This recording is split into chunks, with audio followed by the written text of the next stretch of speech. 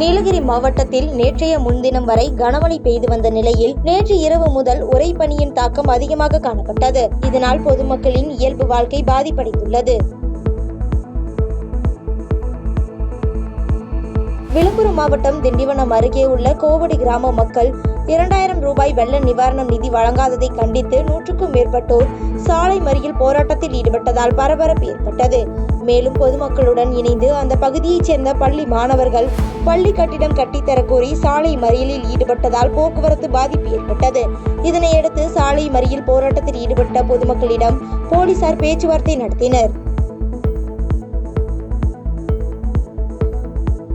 புதுக்கோட்டை மாவட்டம் மணல்மேல்குடி பகுதியில் தொடர் மழையால் பாதிக்கப்பட்ட பகுதிகளை புதுக்கோட்டை மாவட்ட ஆட்சியர் அருணா நேரில் பார்வையிட்டு ஆய்வு செய்தார். மேலும் அதிகாரிகளிடம் பாதிப்பு நிலவரங்கள் குறித்து கேட்டறிந்தார். மழைநீர் தேங்கியுள்ள பகுதிகளில் போர்க்கால அடிப்படையில் தண்ணீரை வெளியேற்ற நடவடிக்கை எடுக்க வேண்டும் என மாவட்ட ஆட்சியர் அதிகாரிகளுக்கு உத்தரவிட்டார். வேலூர் அடுத்த அலமேலு ரங்காபுரம் பகுதியைச் சேர்ந்த சரஸ்வதி என்பவர் பட்டா மாற்றத்திற்காக கிராம நிர்வாக அலுவலர் சர்மிளாவிடம் சென்றுள்ளார். இந்த பட்டா மாறுதலுக்கு 5000 ரூபாய் வழங்க வேண்டும் என சர்மிளா கேட்டதால் அந்த தொகையை VAO சர்மிளாவிடம் கொடுக்கும்போது லஞ்ச ஒழிப்பு காவல்துறையினர் மறைந்திருந்து கையும் களவுமாக பிடித்தனர். மேலும் பட்டா மாற்றத்திற்கு 5000 லஞ்சம் வாங்கிய VAO இடம் லஞ்ச ஒழிப்பு காவல்துறையினர் தொடர்ந்து விசாரணை மேற்கொண்டு வருகின்றனர்.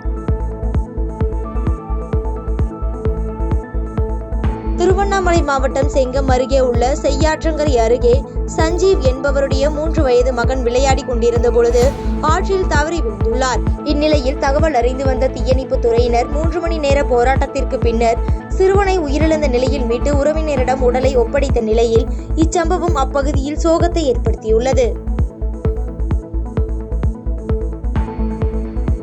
தொடர் கனமழை காரணமாக விழுப்புரம் மாவட்டம் திண்டிவனம் அருகே கீழ்சேவூர் கிராமத்தில் தற்போது பெய்த தொடர் கனமழை காரணமாக வீடுகளுக்குள் மழைநீர் புகுந்தது. மேலும் இருளர் பழங்குடியினர் வசிக்கும் பகுதியில் உள்ள வீடுகள் சேதமடைந்து இடிந்து விழும் நிலையில் உள்ளது. இதனால் இந்த அரசு தொகுப்பு வீடுகளை சீரமைத்தும் சாலை வசதி, குடிநீர் வசதி ஏற்படுத்தி தருமாறு இருளர் இன மக்கள் அரசுக்கு கோரிக்கை விடுத்து செய்தியாளர்களிடம் பேட்டியளித்துள்ளனர்.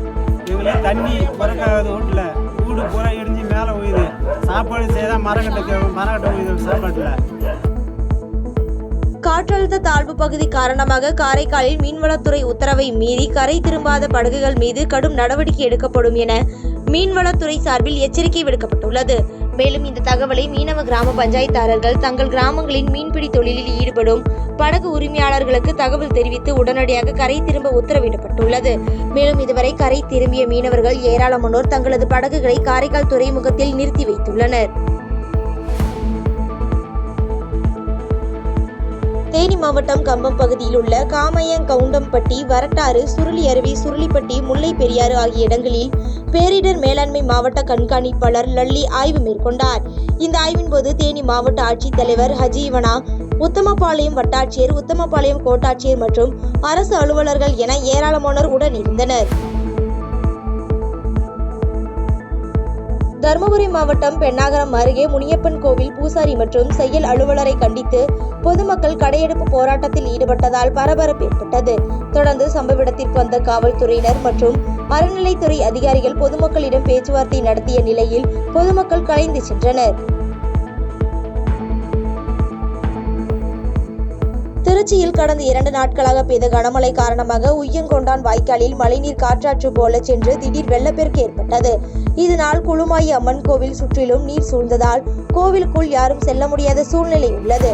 அது மட்டுமல்லாமல் அப்பகுதியில் தற்போது குற்றால அருவி போல் நீர் பெருக்கெடுத்து ஓடும் காட்சியை பார்க்க அப்பகுதியில் உள்ள பொதுமக்கள் வந்து பார்த்து போட்டோ எடுத்தும் செல்ஃபி எடுத்தும் மகிழ்ந்து செல்கின்றனர்.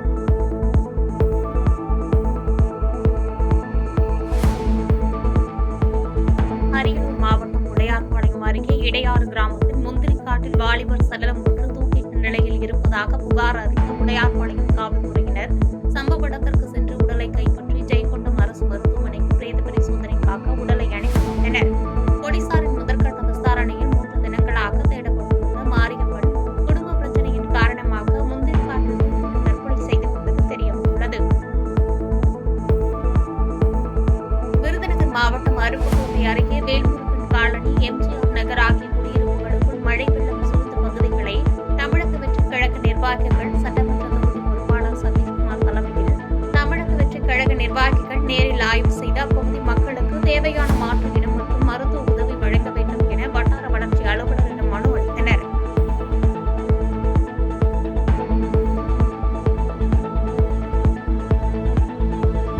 கோவை மாவட்டம் மேட்டுப்பாளையம் சாலையில் உள்ள வட்டமலைப்பாளையம் கங்கா செவிலியர் கல்லூரியின் பட்டமளிப்பு விழா நடைபெற்றது.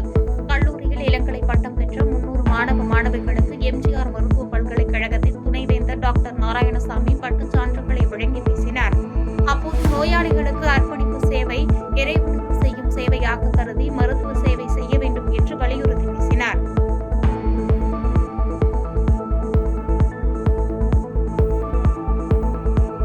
மதுரை அண்ணாநகர் பகுதியில் உள்ள தனியார் விடுதியில் தமிழக வெற்றிக் கழகத்தில் வழக்கறிஞர்கள் இணையும் விழா நடைபெற்றது.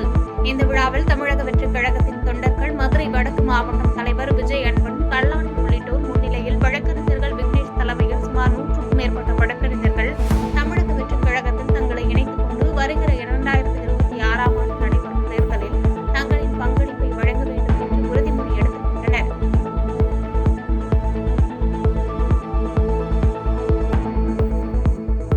நாமக்கல் மாவட்டம் பள்ளிப்பாளையத்தில் சுத்திகரிப்பு செய்யாமல் வெளியேற்றப்பட்ட சாயக்கழிவு நீர் நுரை ததும்ப காவிரி ஆற்றில் கலக்கும் வீடியோ வெளியாகி அதிர்ச்சியை ஏற்படுத்தியுள்ளது.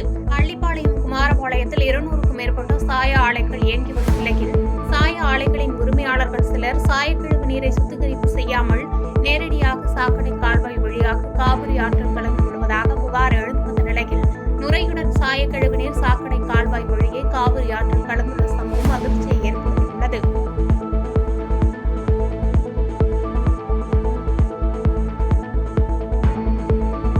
மாவட்டம் வாணியம்பாடியில் தனியார் திருமண மண்டபத்தில் பாஜக சார்பில் சமத்துவ கிறிஸ்துமஸ் விருந்து விழா நடைபெற்றது. இதில் நடிகர் சரத்குமார் கலந்து கொண்டு கேக் வெட்டி கிறிஸ்துமஸ் விழாவை கொண்டாடினார்.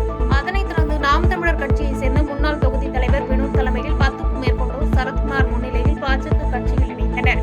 இந்த நிகழ்ச்சியில் பாஜக மாநில துணை செயலாளர் கார்த்தியாயினி, பாஜக நிர்வாகிகள், தொண்டர்கள், பொதுமக்கள் என ஏராளமானோர் கலந்து கொண்டனர்.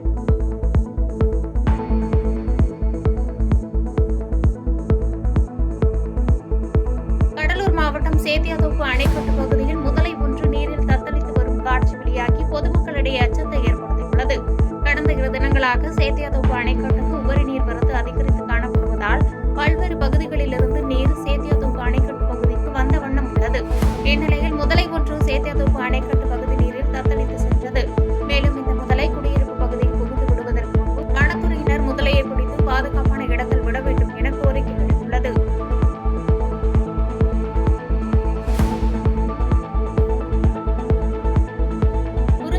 ஒன்றியத்திற்குட்பட்ட பொட்டக்கரமேடு பகுதியில் உள்ள வயல்வெளிகளில் மழைநீர் சூழ்ந்து வெள்ளக்காடாக காட்சியளிக்கிறது.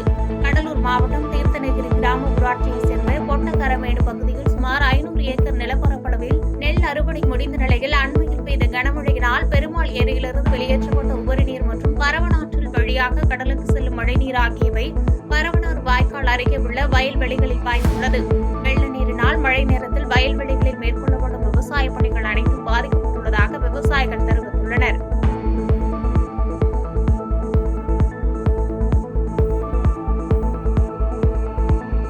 ஓட்டு கேட்கும் போது தேவைப்படும் கூட்டணி கட்சி தலைவர்கள் தேர்தல் முடிந்தவுடன் புரோட்டோகால் என ஒதுக்கப்படுவதாக தமிழக வாழ்வுரிமை கட்சி தலைவர் வேல்முருகன் பரபரப்பு கருத்தை தெரிவித்துள்ளார். கடலூரில் தமிழக வாழ்வுரிமை கட்சி தலைவரும் சட்டமன்ற உறுப்பினருமான வேல்முருகன் செய்தியாளர்களை சந்தித்து பேசினார்.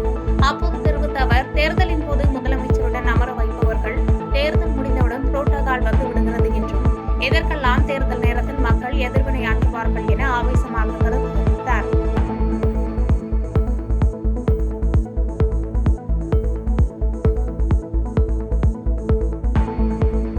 நெல்லை மாவட்டம் அகஸ்தியர்பட்டியில் சாலையில் மரம் விழுந்து 1 மணி நேரம் போக்குவரத்து பாதிப்பு ஏற்பட்டது. மழையின் காரணமாக அகஸ்தியர்பட்டியில் செல்போன் பழுது நீக்கும் கடை முன்பு உள்ள பழமையான மரம் திடீரென்று கனமழையின் தாக்கத்தால் சாலையில் சாய்ந்து விழுந்தது. தொடர்ந்து நெடுஞ்சாலைத்துறையினர் மரத்தை அகற்றும் பணியில் ஈடுபட்டதை தொடர்ந்து போக்குவரத்து சீரானது. மரம் விழுந்ததில் செல்போன் கடை முன்பு நிறுத்தி வைக்கப்பட்டிருந்த இருசக்கர வாகனம் முற்றிலும் சேதமானது.